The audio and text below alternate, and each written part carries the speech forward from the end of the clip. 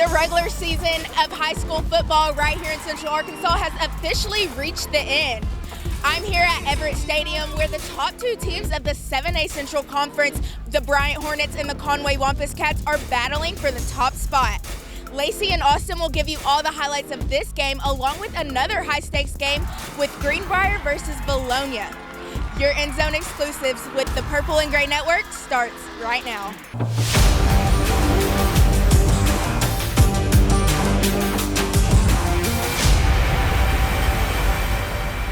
We have a lot to talk about tonight, a lot going down. It's playoff week. Austin, we got so much to talk about. Yeah, playoff football has arrived here in Faulkner County, but we had some great rivalry games last week to seal up the regular season. Can't wait to talk all about it. Welcome back to Purple and Gray Network. I'm Lacey Bohannon. And I'm Austin Wader. And before we talk playoff football, we got to talk about this last week in high school football. And Lacey, the game we've all been talking about all year, Conway and Bryant, Buck James, big return to Bryant. How did this game play out? Everyone's been looking forward to it. We kind of hoped for some pushback against the Wampus Cats, but maybe not this much pushback.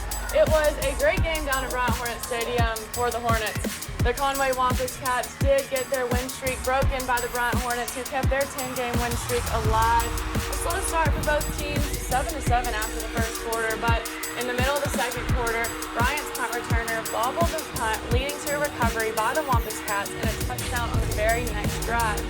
Right after that, a fumble immediately by the Hornet offense, giving Conway all the momentum that you would think they needed. The Hornets, though, were not affected, Austin. Nothing was shaking them up on Friday night. They did not stop after that. Touchdown after touchdown. Bryant led at half 21-14, and after halftime, they did not stop. They turned up the heat even more, scoring 21 points in the third quarter. It was quiet for the Wampus Cats after halftime, giving the win to the Bryant Hornets, defeating the Conway Wampus Cats 49-14, moving the Hornets to 10-0 in the 7A Central Conference, and the Wampus Cats moving to 9-1. The Hornets solidified their number one spot going into the playoffs and leaving Conway with the number 2 seed. Man, asking you shall receive for competition. I mean, we've been asking for it all year. But our other game we covered, the Judges Cup over at Philip D. Weaver Stadium in Bologna. Huge rivalry in Faulkner County going down. The Panthers and the Eagles. It was senior night in Bologna there. And it was a great night for those seniors before the game and afterwards. During the game, maybe not as much. It was a great defensive battle between the Bologna Eagles and the Greenbrier Panthers. Both sides were locking each other down, but the Panthers offense was the one that was able to connect on some few solid drives here. Quarterback Jack Palmer threw 2 touchdown passes to wide receiver Trendon Mosley in the game, and running back for the Panthers, Enoch Hassan, dominated the game all night long, controlling the pace and also scoring a touchdown of his own. And for Bologna, Lacey, I'll just be honest, they really never came close to getting a sustainable drive here in this game. Greenbrier just shut them down completely.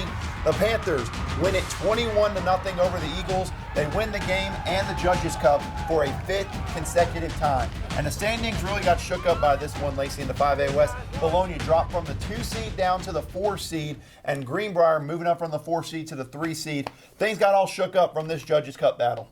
Sounds like a lot going on, a lot of moving pieces right before we get into the playoffs, but a lot of great plays and players of the week that we had. Let's start off with our player of the week, and we are going back to Hornet Stadium where we have number 8, the junior wide receiver, Kamari Austin. I mean, you might as well have called it the Kamari Austin show, Austin. Here we go. He had 6 catches, 159 yards, and 4 touchdowns on the night. He has offers right now from Marshall University and Arkansas Baptist College. There's a lot of exciting things coming for the junior wide receiver. A lot of potential coming into these next couple of years for the Hornets. Yeah, and he got a great last name too, nonetheless. But for our play of the week, we really couldn't find one specific play. So let's go with what I would basically call a performance of the week. Greenbrier going into Bologna, dominating that Judges Cup. I mean, just dominating the game. Defense shut them all down. The running game was dominant all night. And really, even for someone who was there, they shut down that Bologna crowd. It was quiet most of the evening, and just to go into that atmosphere and get the big win, things are looking really good for the Panthers as they get ready to enter playoff time. But speaking of that, Lacey, let's talk some playoffs. We got a lot of great 5A matchups that are going to go down here. Our first one, Greenbrier heading to Maumelle in the first round of the playoffs, a big one there.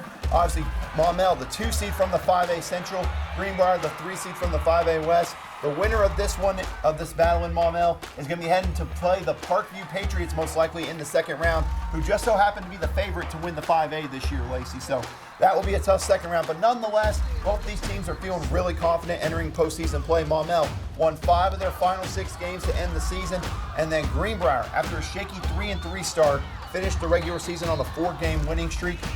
Both sides really kind of balanced, both scoring over 20 points. The defenses have been solid. They're both red hot entering postseason play. Can't wait to see how it works out. What about our second matchup that we're going to be covering this week, Lacey? Another 5A playoff matchup. Let's go to Morrilton, Austin. Let's start the 5A playoffs there, where the Morrilton Devil Dogs are going to be taking on the Searcy Lions, 7 o'clock this Friday night. Morrilton right now sitting at 8-2 overall. Searcy sitting at 7-3, so some pretty close standings there. Morrilton and Searcy have both won 3 games and lost 2 in their last 5 games. So pretty close matchup. Scorebook Live right now predicting a 100% chance for a Morrilton win, but we'll go ahead and make a purple and gray PGN prediction and say that it might be a little bit closer than a 100% chance. Yeah, I think it's safe to say that playoff football is always close. You can catch highlights for both those games next week right here on PGN. Lacey, enough talk. It's playoff time. I can't wait to see how these games could play out. Me too, Austin. Let's go. Be sure to catch us next week right here and follow us on Facebook at PGN Conway. Also, give us a follow over on Instagram. Follow us at PGN Conway. And subscribe to our channel on YouTube at Purple and Gray Network, PGN Conway. But that's going to do it for us here at the Purple and Gray Network. I'm Austin Wader. And I'm Lacey Bohannon, and we'll see you next week.